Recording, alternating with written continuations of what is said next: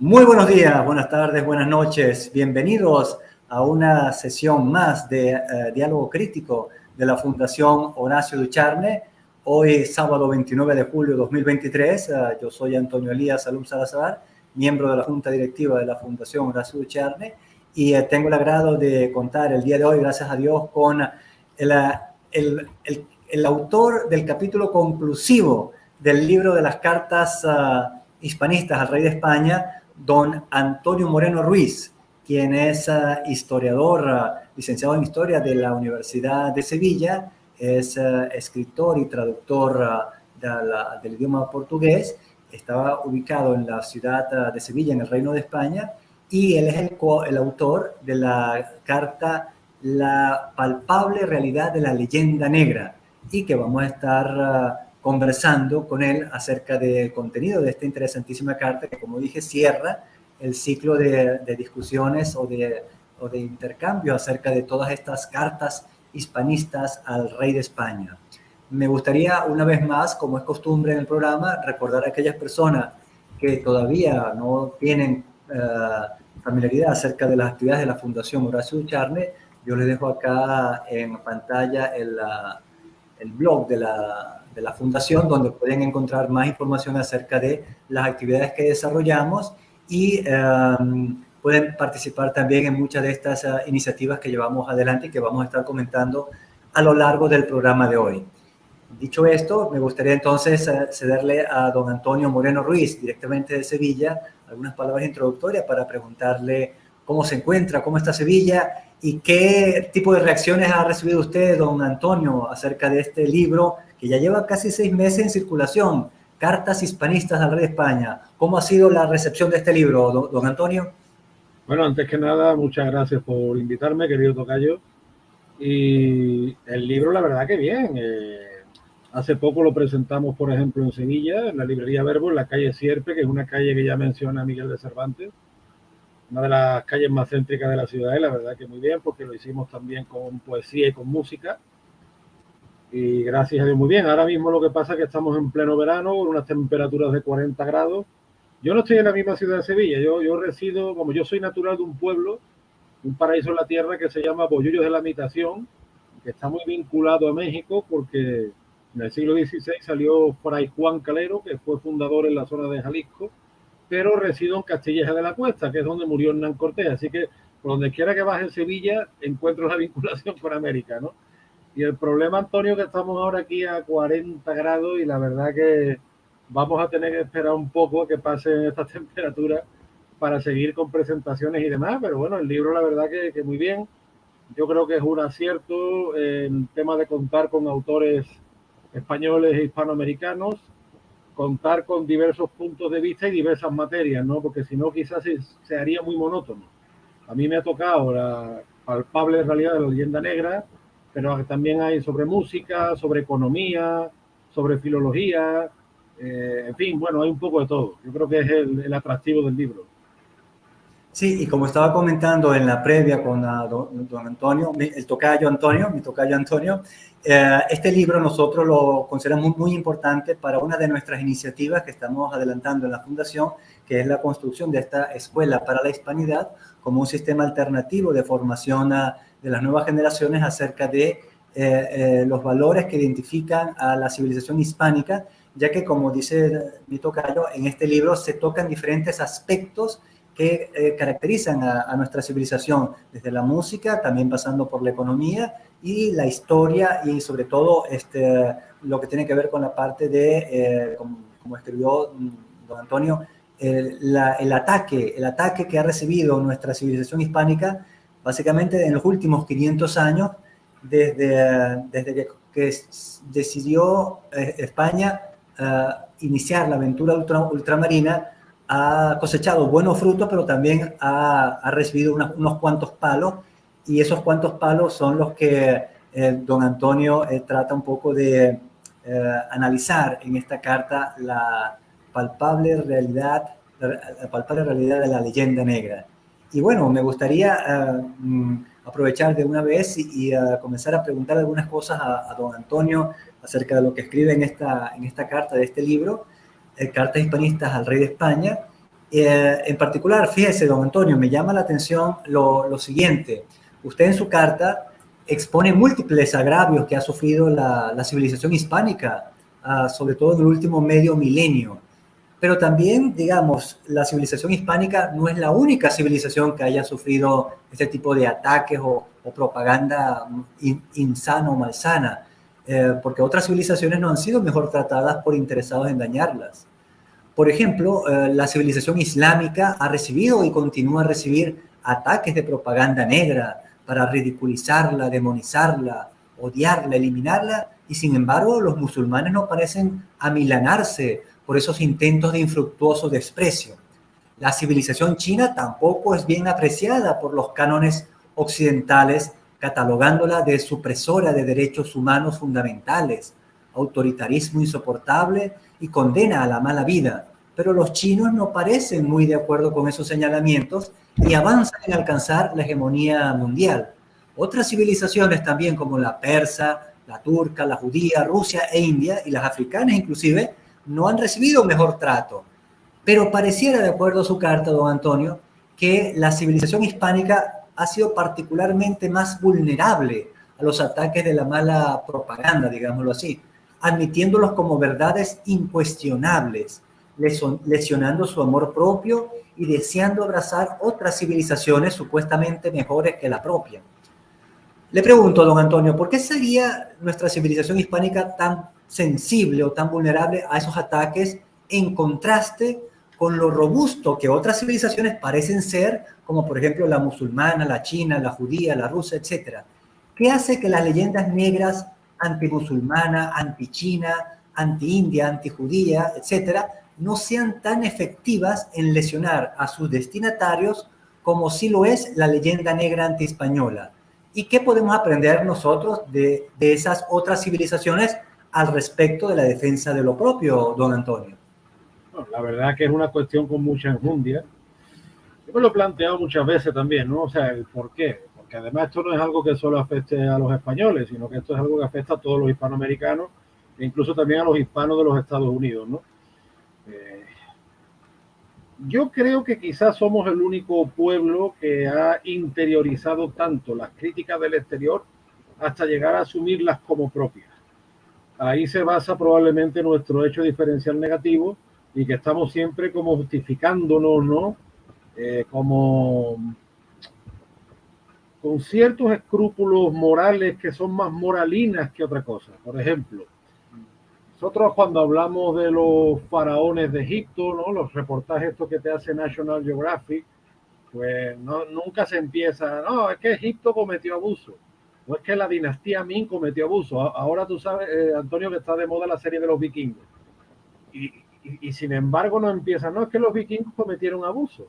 Y es curioso porque hay gente que te critica a Pizarro o a Cortés, después son fanáticos de la serie de vikingos, donde además salen violando, saqueando sin ningún tipo de rubor. Entonces, yo creo que el gran fallo del mundo hispano ha sido el probablemente pensar demasiado en el qué dirán de nosotros, ¿no? En el qué dirán, el estar siempre pendiente de lo que se dice nosotros fuera y el tener ese escrúpulo moral, guión moralina, que nos ha acabado atrofiando nuestro potencial, porque claro, si nosotros estamos siempre pensando con ese complejo, ¿no? Con esa cosa, con esa vergüenza, parece que no, pero es que esto te lastra mucho en el presente y las posibilidades de futuro. Si, yo, cuando escribí este capítulo, ¿no? Lo pensé de primera hora. Si la leyenda negra fuera una discusión puntual de eruditos recónditos, pues entonces el problema no existiría. Pero es que el problema sí existe. O sea, el problema sí existe y tú te ves cualquier serie de televisión de cualquier parte del mundo que te menciona la Inquisición española, te lo ves, por ejemplo, en Dostoyevsky, ¿no? La figura del inquisidor en los hermanos Karamazov. Pues claro, no te digo, ya ni hablemos de lo que te puedes ver en Inglaterra, en Francia, en los Países Bajos, a tal punto que, bueno, que en el siglo XVIII, determinados supuestos eruditos, ¿no? Franceses, alemanes, etcétera, se preguntan qué le ha aportado España al mundo. España es un país enemigo de la ciencia, enemigo del comercio, enemigo del trabajo. Eso después se contradice, por ejemplo, con el Barón de Humboldt, con el viaje que hace por la América Española, ¿no? Entonces yo creo que ahí está el fallo, Antonio, el haber siempre estado muy pendiente de qué dicen los demás. Luego, por ejemplo, llega un historiador extranjero y parece que le prestamos más atención que a nuestros propios historiadores. Lo mismo nos pasa con los artistas, lo mismo nos pasa con los deportistas. Sí, fíjate, Tocayo, yo coloqué aquí una foto, por ejemplo, fíjate, esta es una foto que me da la atención, estos son los talibanes, ¿no? Y es recurrente el mensaje que se envía sobre los talibanes, de manera tal de que deberían ellos sentirse muy avergonzados de todas las cosas feas que se dicen de ellos, y también lo que tú dices, ¿no? Deberían en su moral algún toque de repensamiento, y sin embargo no lo tienen, o sea, están sumamente convencidos de que están en lo correcto, y a pesar de todos los ataques que se les hace, ellos siguen adelante. Esa convicción, esa fe, esa fuerza espiritual interior, tal vez la civilización hispánica la ha ido perdiendo o necesita alimentarla, Tocayo. Pues la ha perdido por completo y necesita alimentarla, las dos cosas. Además, los sistemas educativos han tenido mucha culpa. Pensemos que la ruptura de la monarquía católica en el siglo XIX, principio, fue una ruptura violenta en lo político, pero no en lo cultural, porque culturalmente sigue habiendo mucho contacto, principalmente a través de la literatura, a través de la música, ¿no? Ese intercambio está vivo.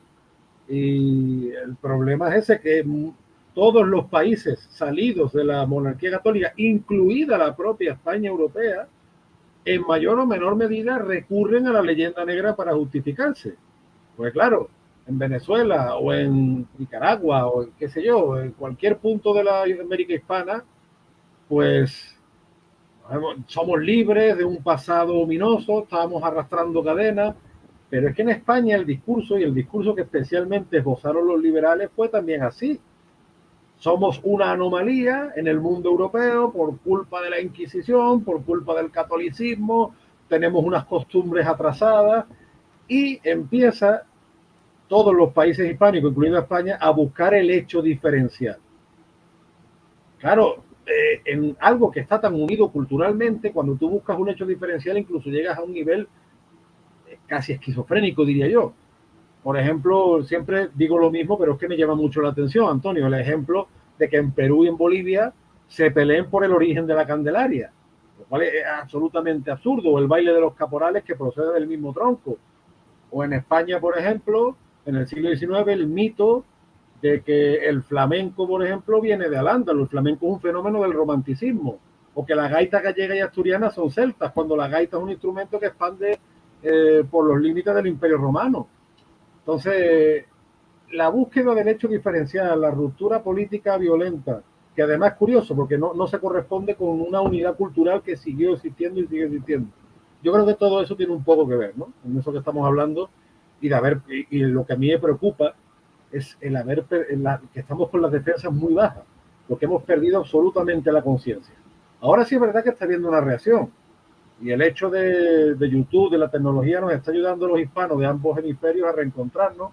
Fíjate, por ejemplo, ahora en el flamenco está habiendo una corriente que está investigando las relaciones que tiene la música andaluza con Hispanoamérica, porque claro, parece, Antonio, que los barcos iban pero que no venían. No es solo lo que iba de España a América, es lo que iba de América a España. Y los puertos principales que comerciaban con América eran Sevilla y Cádiz. Por supuesto, con las Islas Canarias siempre como filtro, ¿no?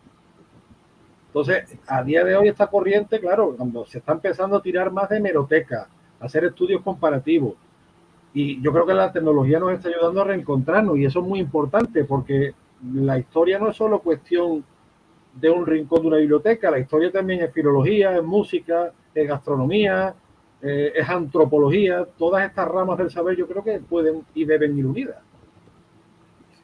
Tú mencionaste, Tocayo, el asunto de la escuela. Me gustaría preguntarte algo. ¿Tú crees que el éxito de la leyenda negra antiespañola está relacionado con el sistema educativo de la hispanidad? Si eso es así, ¿por qué no se ha trabajado en una revisión conveniente del sistema educativo para contrarrestar los nocivos efectos de la propaganda negra? Tu carta, por ejemplo, expone que la leyenda negra lleva mucho tiempo en circulación, tal vez 500 años. ¿No es este suficiente tiempo para que alguien en el sistema educativo se haya dado cuenta de ese fenómeno y actúe en consecuencia para reparar los daños. O tal vez no se ha querido hacer nada al respecto, o no se ha sabido qué hacer con eso, o no se ha podido hacer nada porque no se tiene con qué hacer algo al respecto.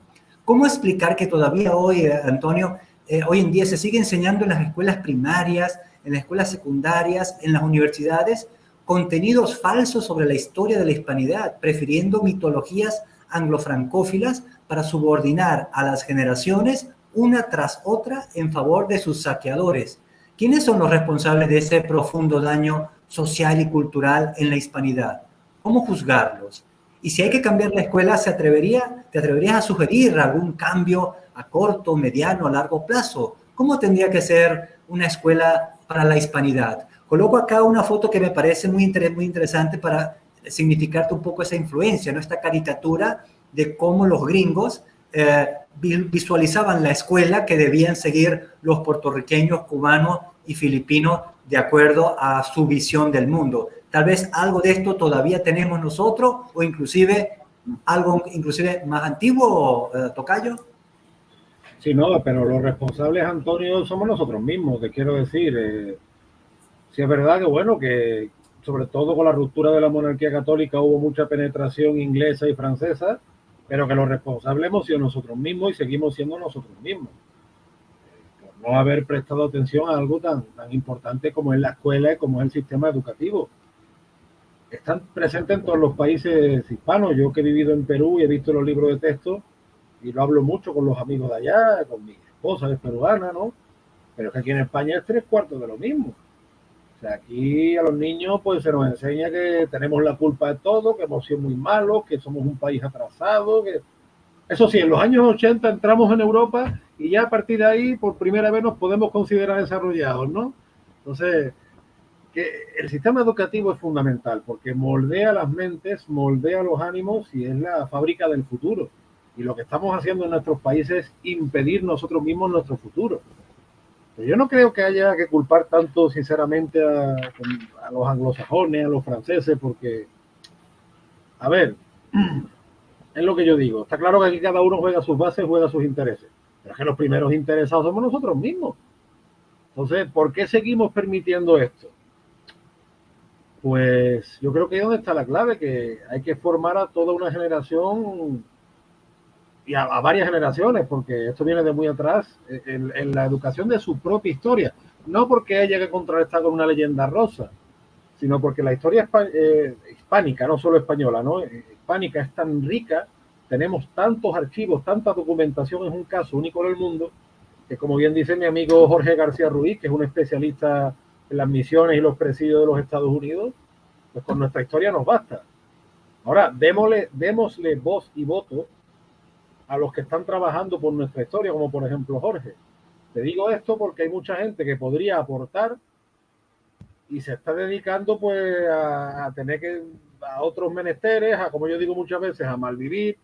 Si tuviéramos gente que se dedicara en cuerpo y alma al sistema educativo, a la historia, y que pudiera vivir de esto, pues a lo mejor otro gallo nos cantaría.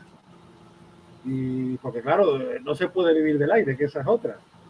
Entonces mucho, pues incluso gente que nos hemos dedicado a la enseñanza, te tienes que dedicar a otras ramas de la enseñanza, a otros menesteres, y esto me temo que va a ser un proceso largo y traumático. Pero aquí, por ejemplo, en España, desde hace años un tema tabú de que está habiendo un éxodo de profesores.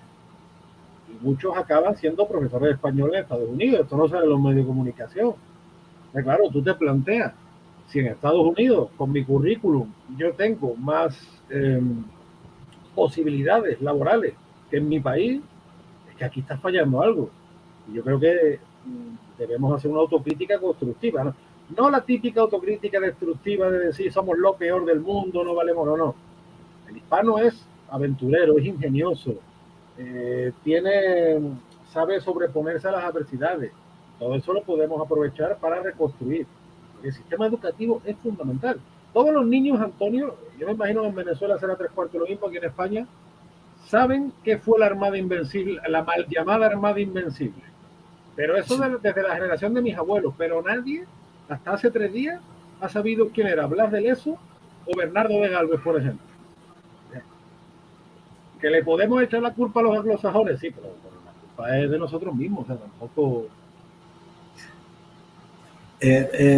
digamos que hay culpa y culpa.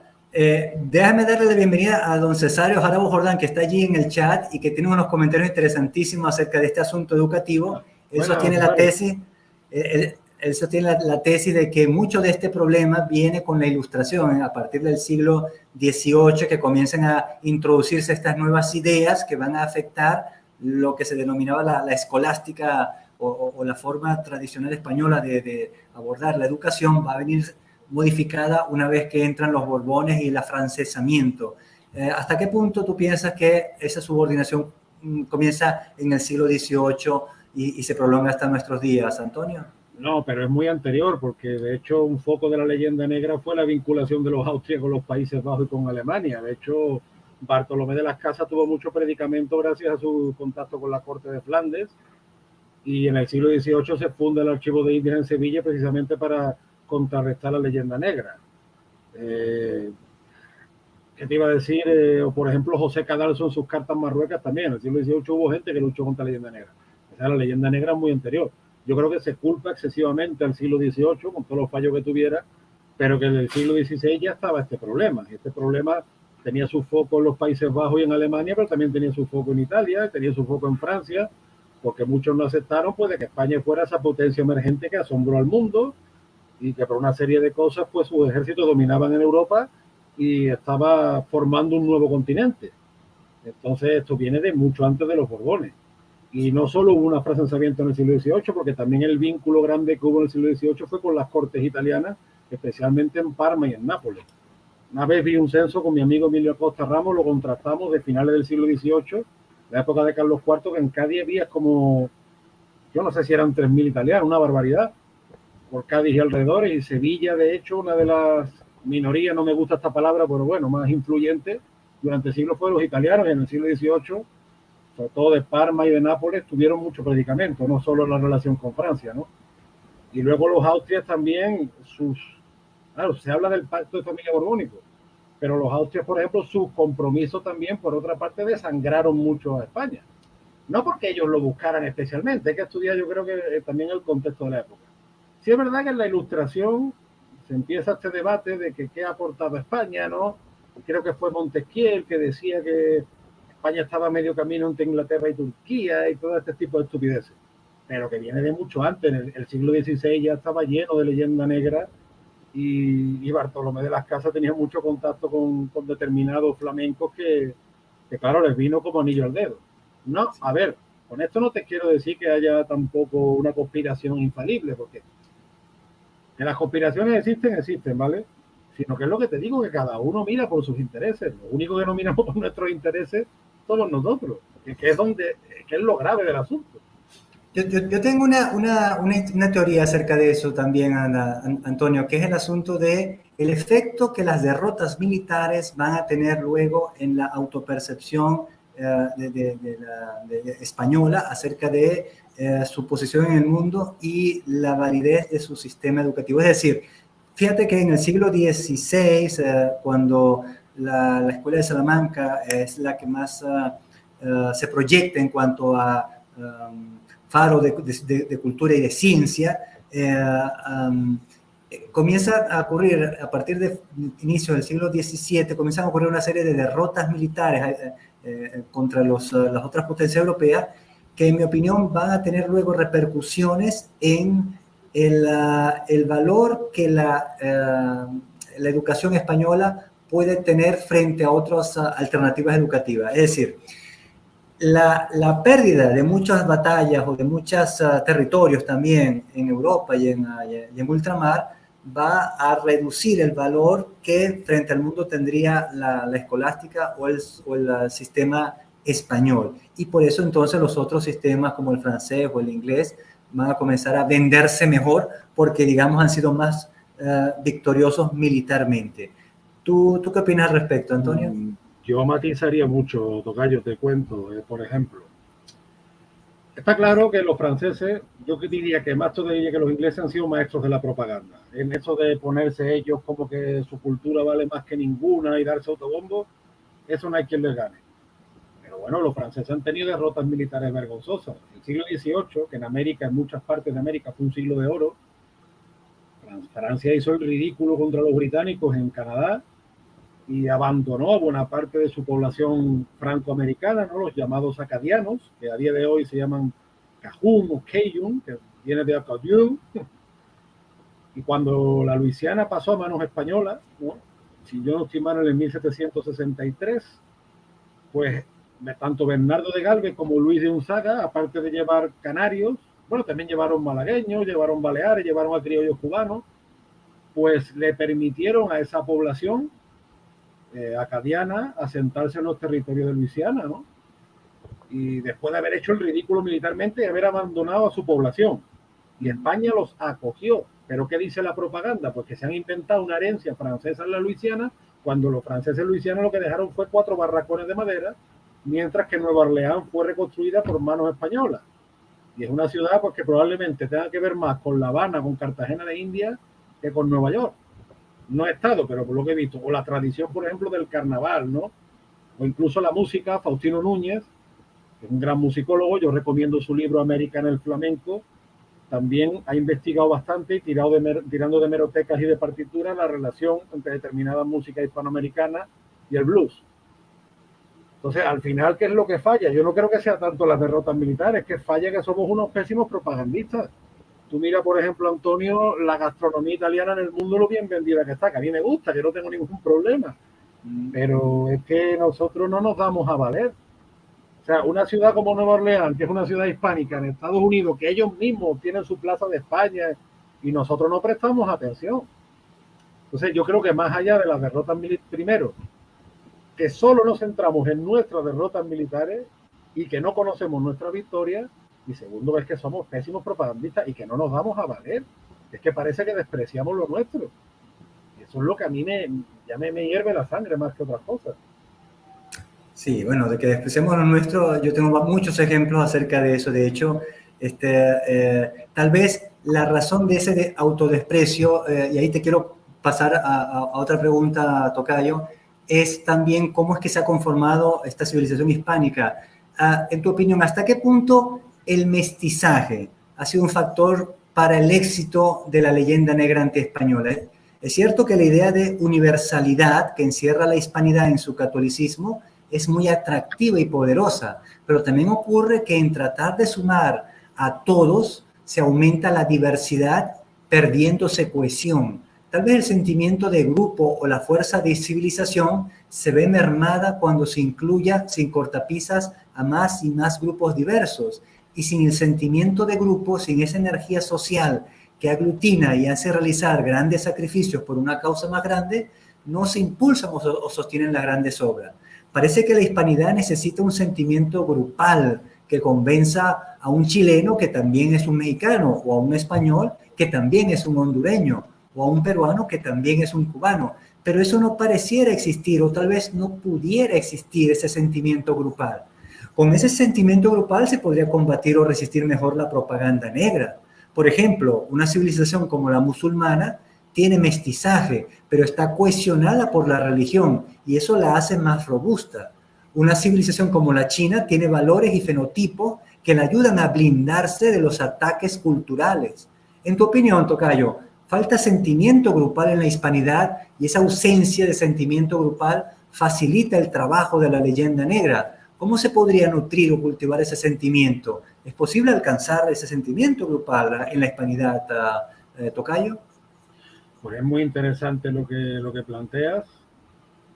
Lo que sí, por ejemplo, cuando hablamos de civilización musulmana, date cuenta también las diferencias que existen entre ellos. Musulmán es un checheno y musulmán es un marroquí. O musulmán es un indonesio y musulmán es un borneo. Entonces yo no sé hasta qué punto, además un mundo que ya no sé si va por los 1.500 millones de personas, que quizá nosotros lo vemos desde fuera más homogéneo de lo que realmente es, ¿no? Y lo mismo puede pasar con la cultura china. La cultura china tiene tantísima diversidad étnica. Por ejemplo, en Perú existe la comida que llaman el chifa, ¿no? El arroz chaufa y todo esto, que procede, por ejemplo, de la fusión cantonesa con la criolla. Pero, claro, de una fusión concreta, porque los chinos que empiezan a llegan de una región determinada de China. China es tan inmensa, tan enorme, Lo que sí, por ejemplo, los pensadores chinos de nuestro tiempo sí abogan porque el mundo se va a agrupar en bloques civilizatorios. Eso es lo interesante, y yo creo que entronca con tu pregunta. ¿Nos falta un sentimiento grupal? Por desgracia, sí. ¿Es debido al mestizaje? No lo creo, porque el mestizaje en mayor o menor medida existe en todo el mundo. Les quiero decir, en España tenemos el complejo, por ejemplo, que somos más mestizos que nadie, y hablamos mucho de que sí, de que al-Ándalus, la presencia del Islam en la península, pero oye, que los hunos asiáticos se pasearon por media Europa durante mucho tiempo, que hay mucho europeo del centro y del este que también ha tenido su interacción con el mundo asiático.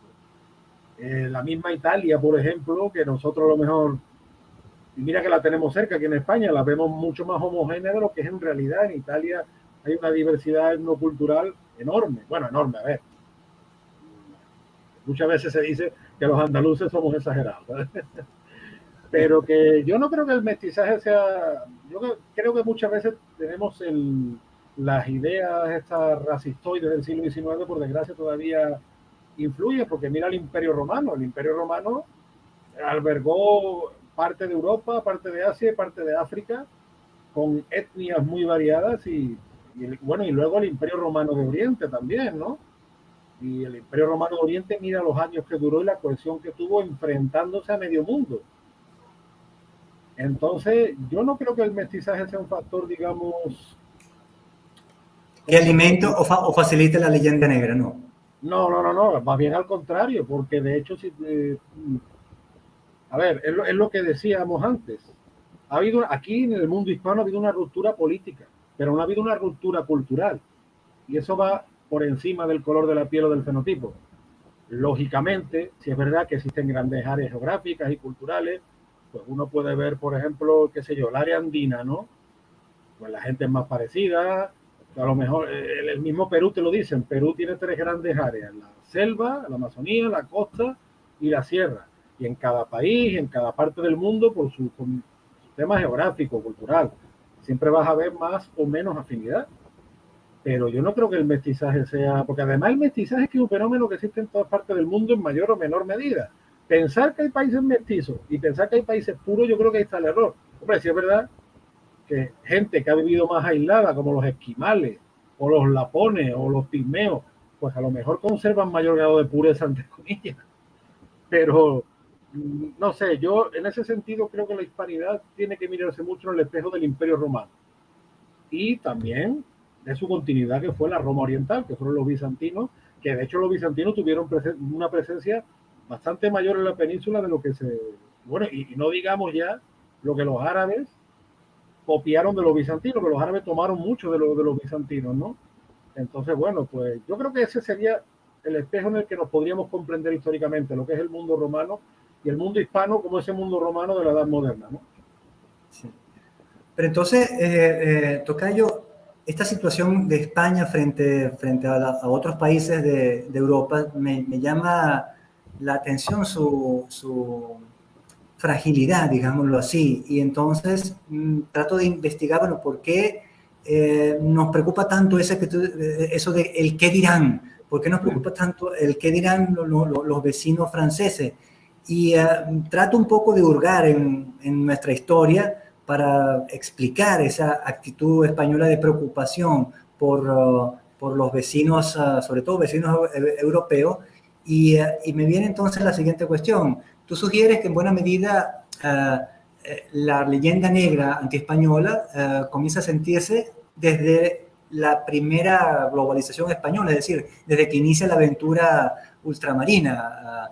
Y claro, comienza a tener muchos éxitos España, y como cualquiera que tiene tantos éxitos, bueno, hay muchos envidiosos y hay mucha gente que trata de aprovecharse de esos éxitos y pretende tomar algo del brillo español opacándolo. Pero es sobre todo en la Europa cristiana donde se maldice más a España, Tocayo. No pareciera que los turcos, los chinos, los persas o los rusos hayan alimentado particularmente una leyenda negra antiespañola. Ha habido episodios, pero no ha sido de manera sistemática como los vecinos europeos, los hermanos en la fe de Europa. Ni siquiera los árabes le tendrían un odio visceral a España, en todo caso una gran ilusión de reconquista por lo bello y grande que es España. parece que esta realidad de la envidia o de la actitud de otros vecinos europeos no es bien comprendida y entonces España tolera, aguanta y soporta los ataques de la propaganda negra, de quienes deberían ser sus hermanos cristianos y vecinos geohistóricos. Para explicar esa actitud, ¿no crees que hay tal vez una especie de sentimiento de culpa de España hacia sus vecinos europeos? Tal vez un empeño insano en insistir en que los maldicientes y nosotros somos parte del mismo Occidente y por ello debemos callar y otorgar. ¿Por qué España debería mantener una condescendencia o complacencia, en mi opinión, algo tóxica, con quien continúa a menospreciarnos, a irrespetarnos y a ningunearnos? ¿Cómo explicar esta especie de masoquismo español que no termina de decir basta a los maldicientes? Tal vez esperando que algún día el maldiciente deje de maldecirnos. ¿No es contraproducente insistir en alabar o admirar o ayudar a nuestros maldicientes? ¿Qué debemos hacer con estos maldicientes que son sobre todo de la Europa cristiana, Antonio? Bueno, yo sí te daría un matiz, tocayo, que en Rusia sí existe una leyenda negra fuerte contra España, tanto en la literatura, bueno, y luego la Unión Soviética la alimentó, sobre todo luego en su relación con la Cuba de Fidel Castro, ¿no? Por ejemplo, en Rusia, y conozco gente que ha visitado Rusia y me dice que el tema de que la Inquisición española mató 200.000 millones de personas, eso está presente. En el mundo árabe, sobre todo en el mundo magrebí, existe la idea, por ejemplo, de que los españoles estamos de más y que tenemos que ser desplazados porque ellos son sus legítimos dueños, ¿no?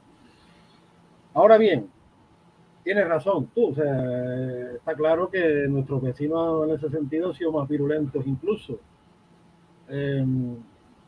Yo pienso, por ejemplo, en el caso de que en el siglo XVI, cuando España irrumpe como una potencia, que probablemente contra todo pronóstico, porque si tú analizas, por ejemplo, el siglo XV castellano, que es un siglo de guerras civiles, un siglo muy complejo, a finales de ese siglo, pues tenemos que se reconquista Granada, que Colón llega a Guanajaní y que se publica la primera gramática de la lengua castellana, que no es baladí este dato, ¿eh?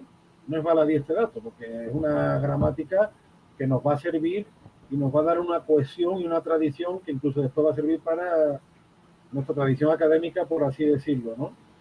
Entonces,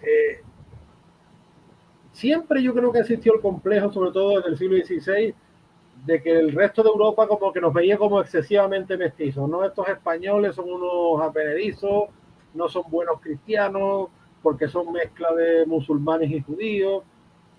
Me hace gracia ahora porque ahora todo el mundo es antirracista, pero muchos de estos estereotipos eran profundamente racistas contra España, ¿no? Que en eso coincide un poco con los estereotipos que ha habido contra los rusos tradicionalmente. Rusia es un país exótico del oriente, bárbaro, ¿no? Entonces esa barbarie, claro, y luego además acompañado como de un paquete, ¿no?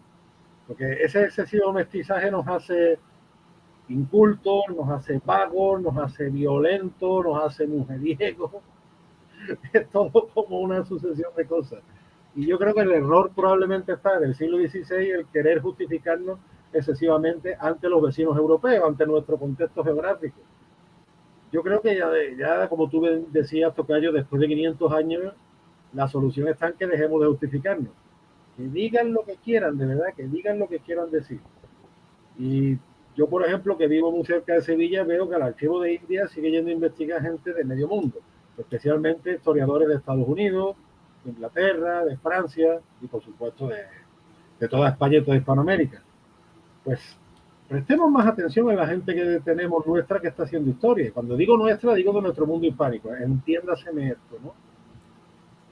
Y yo creo que esa sería un poco la solución, el tener más amor propio y también la responsabilidad que tenemos nosotros mismos de defender nuestra historia, porque ahora hay una pseudo corriente supuestamente objetiva que dice que no, es que el historiador no tiene que defender. No, perdone, sí tiene que defender, claro que sí. Cuando tú estás contando mentiras y patrañas y estás lastrando mi presente y estás insultando, tú tienes un deber, no ya como historiador, sino como español o como venezolano, como argentino y como hispano, ¿no? Es como si me insultan, por ejemplo, qué sé yo, a mi madre y yo me limito a decir, no, eso que usted está diciendo no es cierto. Hombre, de verdad. Muy flemático, muy flemático. Y sobre todo los insultos gratuitos y las ofensas gratuitas que estamos acostumbrados como a no prestar atención cuando sí hay que prestarle atención. Yo creo que ahí se resume un poco esa pregunta tan enjundiosa, porque me estás haciendo preguntas con mucha enjundia. Sí, pero Tocayo, hay una cosa que tú deberías reconocer.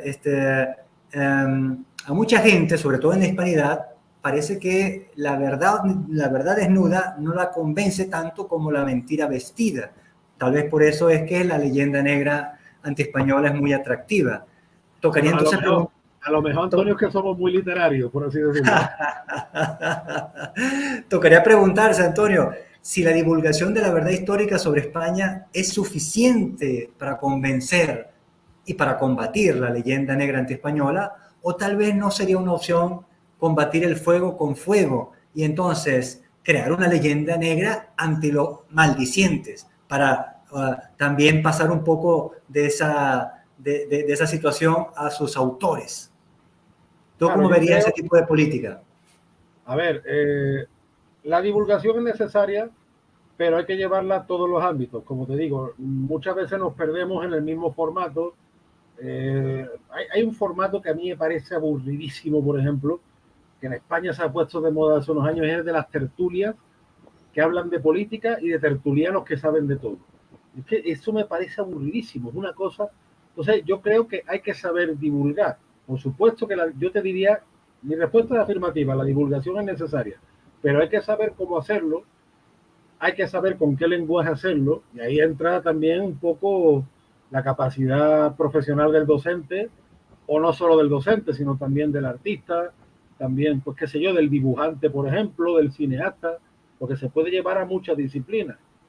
Tú sabes que aquí, por ejemplo, entre Almería y Granada tenemos el único desierto que hay en Europa, donde se han rodado muchísimas películas del oeste, ¿no? Del western, pero que poquitas películas se han rodado desde una perspectiva hispánica, cuando tenemos tanta historia. Ahora, vuelvo a mencionar a mi amigo Jorge García Ruiz, que es un especialista en el tema de los soldados de fuera, que se están poniendo ahora tan de moda. La cantidad de cosas que podríamos hacer, por tanto, no es solo una labor de historiadores, que por supuesto es muy importante la labor de los historiadores, pero es que la música es otro filón, y ahora que estamos descubriendo, por ejemplo, aquí en Andalucía, la relación que tenemos con muchas músicas hispanoamericanas, es que el cine puede ser otra, es que hay muchas facetas. Por ejemplo, hace poco estoy yo descubriendo un cómic que se llama El Coyote, que su autor, José Mallorquí, tuvo bastante predicamento en Italia, en México, en varios países en la época, ¿no? Bastante simpático, es un formato relativamente parecido al Zorro. Él expone la visión de un criollo californiano, ¿no? O californio, mejor dicho. Californianos son los que unieron después, de un criollo californio, cuando California ya empieza a formar parte de Estados Unidos, y esa población hispánica que queda ahí, ¿no? que la frontera los traspasa, por así decirlo, y está totalmente en el olvido. Claro, eso no es un libro de historia, pero sí te puede ayudar a comprender parte de tu acervo. El libro América en el flamenco, por ejemplo, o mi amigo Marcelo de la Puebla, que es un chileno afincado en Sevilla, está haciendo también muy buenas cosas sobre música. Pues el libro América en el flamenco sí es un libro de historia.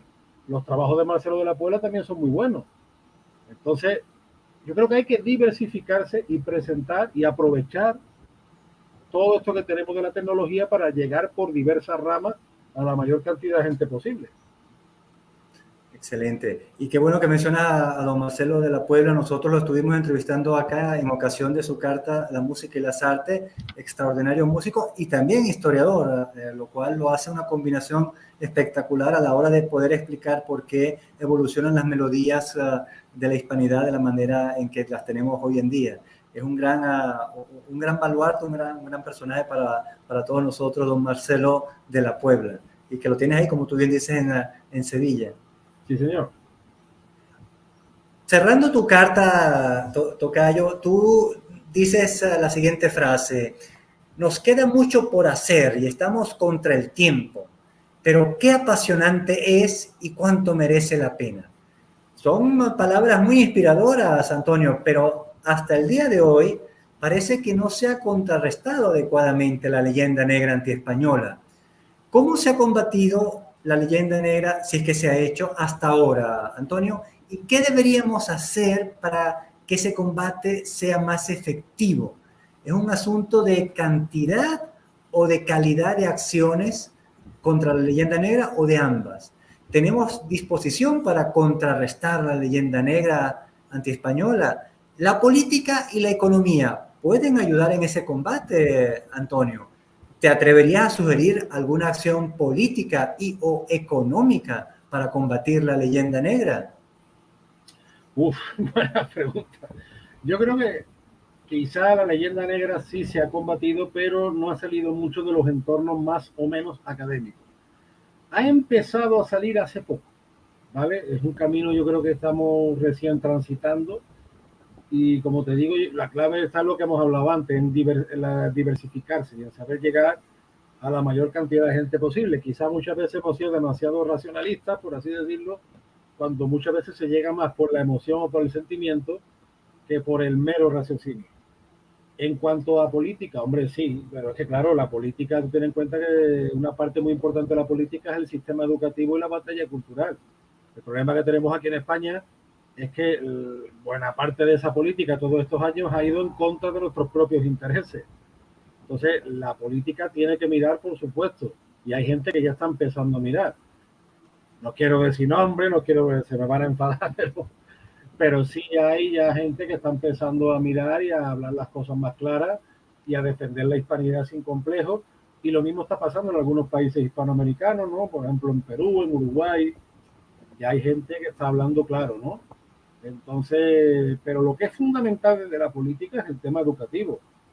Aquí en España, por ejemplo, se invierten barbaridades de dinero público en cosas que van relacionadas con el sistema educativo, con el cine, y que se dedican a denigrar nuestra historia.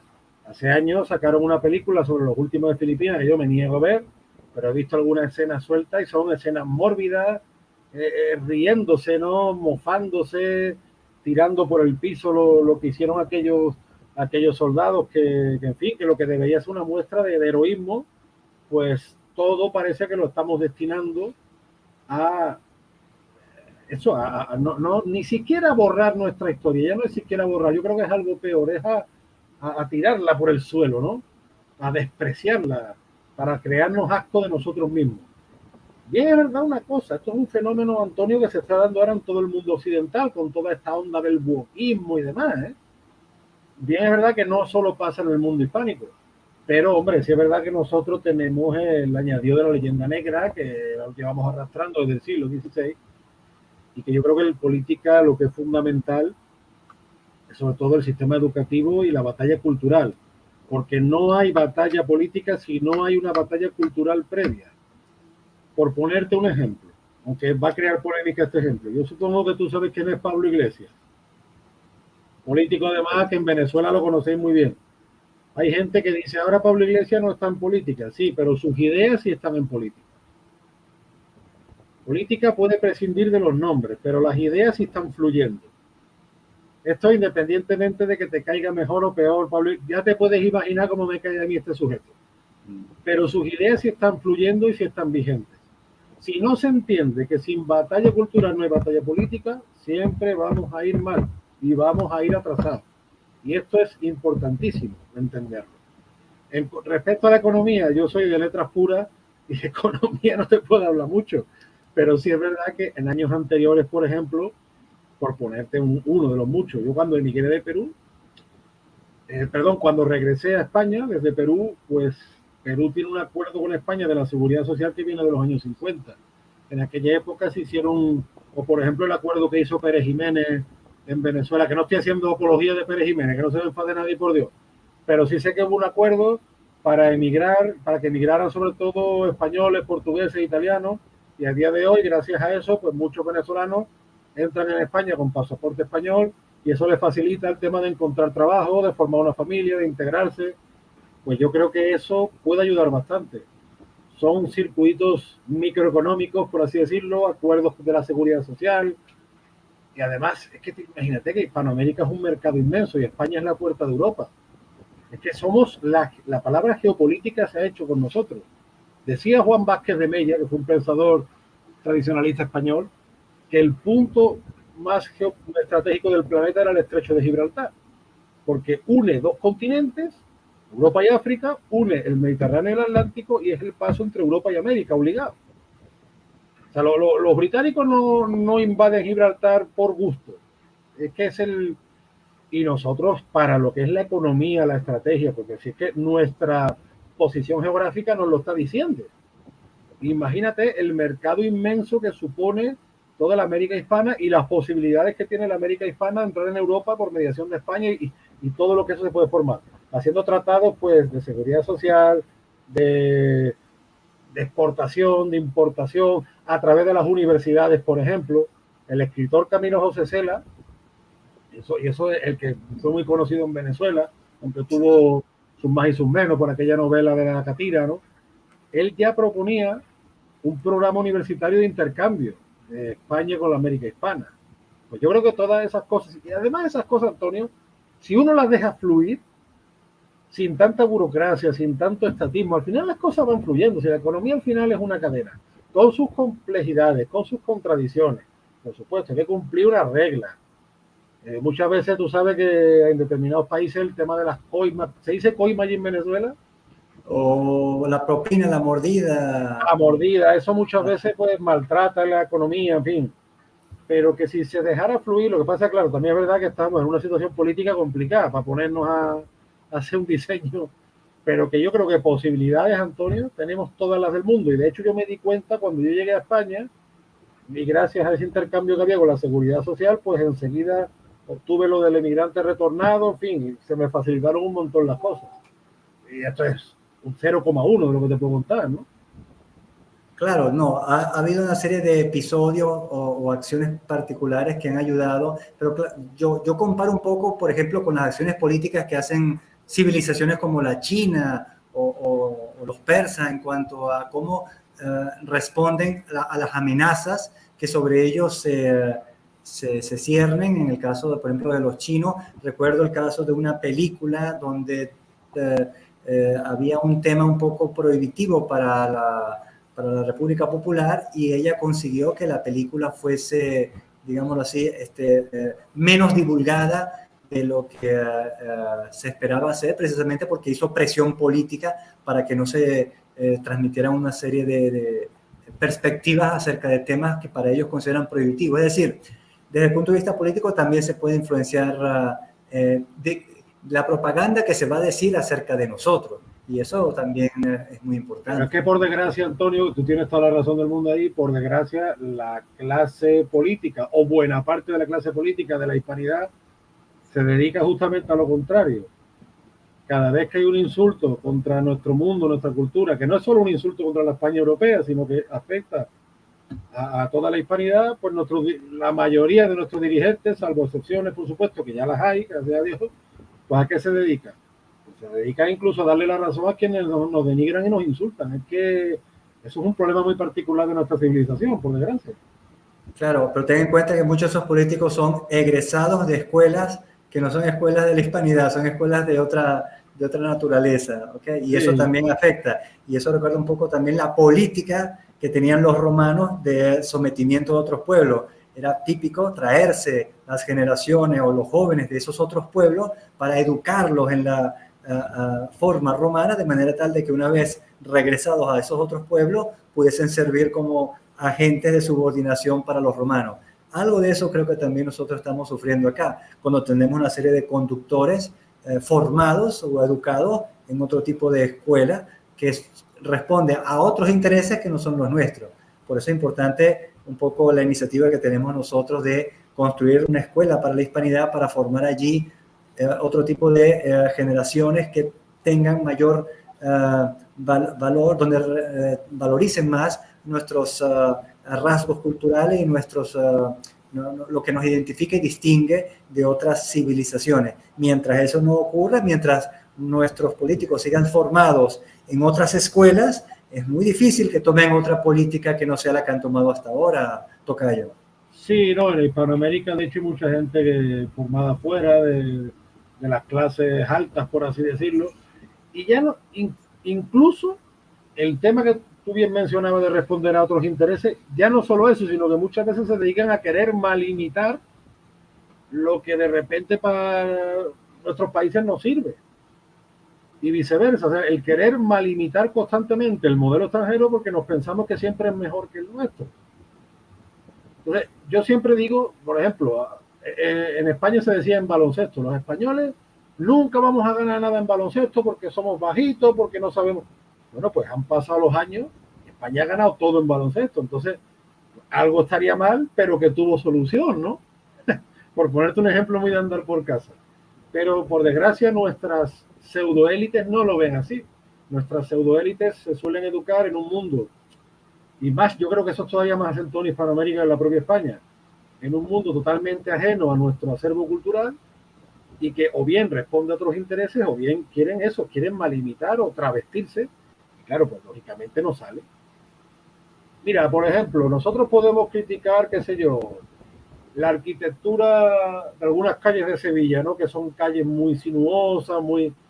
Bueno, a mí me gustaría tener un espacio abierto, a lo mejor como una ciudad de Finlandia, pero es que aquí resulta que tenemos calor medio año, entonces pues, a lo mejor aquí es una solución que se ha encontrado para buscar sombra, por ponerte un ejemplo, ¿no? Y eso, quien se da cuenta de ese tipo de cosas, es un pensador muy interesante, que es Ángel Ganivet, que es el autor del Ideario en Español, un granadino que fue diplomático en la Europa del Este, y que una de sus premisas también era la unión con Hispanoamérica. Antes yo te mencionaba a Juan Vázquez de Mella, pero es que Ángel Ganivet también hay que mencionarlo, y incluso pensadores de izquierda también han hablado de esto, o sea que esto trasciende a las ideologías, ¿no? No, es que el espectro, digamos así, de los preocupados por la hispanidad abarca todas las tendencias en política. Ahí lo clave, como digo yo, es el sentimiento que se tenga acerca de este concepto de la hispanidad y de trabajar por él y de defenderlo a partir de su conocimiento y de su querencia. Pero bueno, es un camino que, como tú dices, es difícil, pero que vale la pena trabajar en ello porque nos puede deparar un futuro más alentador y como mencionaste también, la misma evolución natural de los acontecimientos nos está llevando a tener que agruparnos por civilizaciones, por maneras de pensar y maneras de entender la vida en contraste con otras maneras de pensar y otras maneras de entender la vida, ¿eh? Pues sí, yo creo que...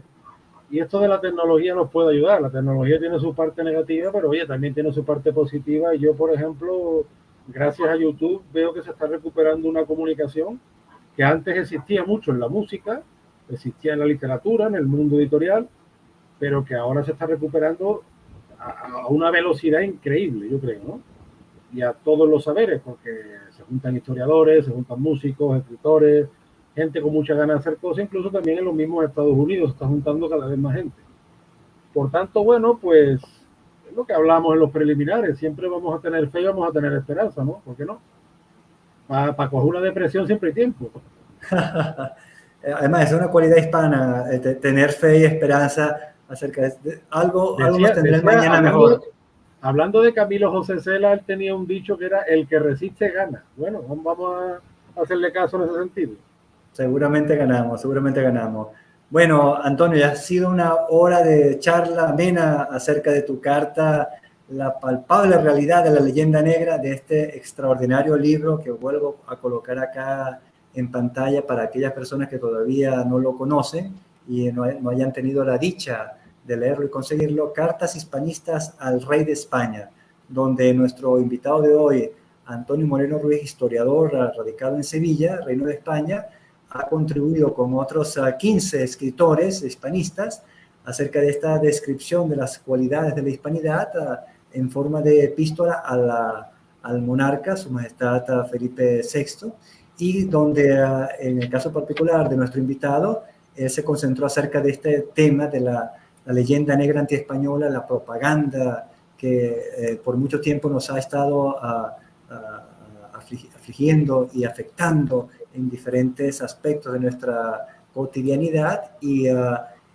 conversando con él hemos encontrado una serie de elementos para tratar de sobrellevar y combatir de manera más efectiva esa propaganda que tanto daño nos ha hecho y esperamos que no nos siga dañando. Cartas Hispanistas al Rey de España, lo puede conseguir a través de internet o también en las librerías de España o de la península y de los países de habla española en el continente americano. Para ir cerrando, Antonio, algunas palabras conclusivas acerca de nuestra charla de hoy.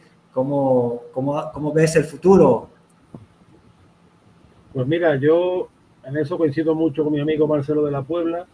Antes decía, por ejemplo, que en Rusia sí existía una leyenda negra en determinados ámbitos políticos e intelectuales. Sin embargo, la cultura española allí, yo lo sé por amigos míos del mundo del flamenco, ¿no? Como mi amigo Óscar Guzmán, que es un guitarrista flamenco peruano que lleva muchos años en Sevilla, y muchos amigos me dicen que hay un amor por nuestra cultura, que yo creo que eso al final es lo que prevalece. Y Marcelo es lo que me dice: la música, ya sea el tango, ya sea el flamenco, ya sea pues la salsa, qué sé yo, llega a todo el mundo, a todos los rincones del mundo. El mundo hispánico, Antonio, tiene una fuerza cultural con una capacidad expansiva enorme.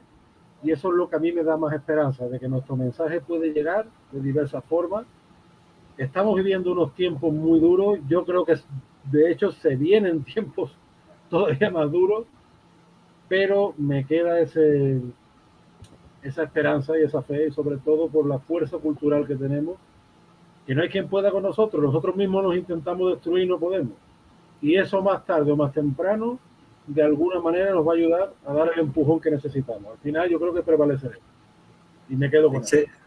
Excelente mensaje, excelente mensaje. Y como decía también don Marcelo de la Puebla, la guitarra, el instrumento por antonomasia de la civilización hispánica, es la que ha abierto más puertas y ventanas en todo el mundo.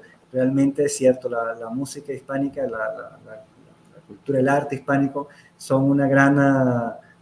un gran frente, un gran aspecto de nuestra civilización que hay que rescatar y hay que también impulsar con mayor y mayor ahínco.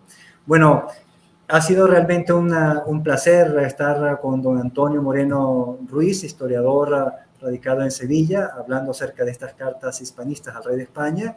Yo estoy realmente complacido de esta charla, y con esta charla hemos concluido el análisis del libro Cartas Hispanistas al Rey de España. Esperamos que próximamente podamos estar analizando una nueva versión o más cartas hispanistas al Rey de España, cuando otros hispanistas también se animen a seguir escribiendo, porque todavía hay muchos aspectos pendientes por narrar y discutir acerca de la hispanidad, que, como bien dice don Antonio, es rica en cultura y en gastronomía y en muchísimos otros aspectos que todavía no han sido suficientemente debatidos, discutidos y presentados. Seguramente en el futuro nos estaremos viendo para analizar también esos temas pendientes para conocer más acerca de la hispanidad. Pero hasta ese momento me despido acá, y que sigan pasando un buen día y nos veremos próximamente. Hasta entonces, y saludos. Saludos y muchas gracias.